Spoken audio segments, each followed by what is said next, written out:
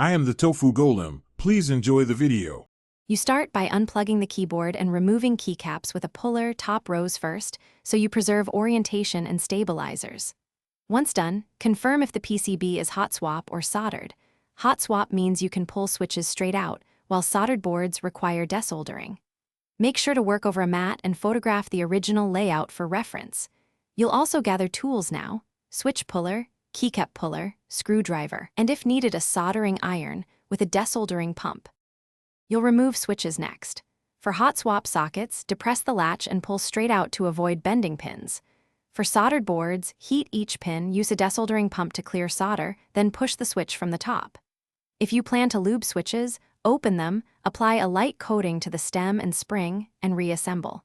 Once ready, align new switches so pins are straight, press fully into the plate and PCB, ensuring each switch is seated flush before moving on. You finish by reinstalling keycaps according to your photo, pressing stabilizers evenly on larger keys to avoid wobble.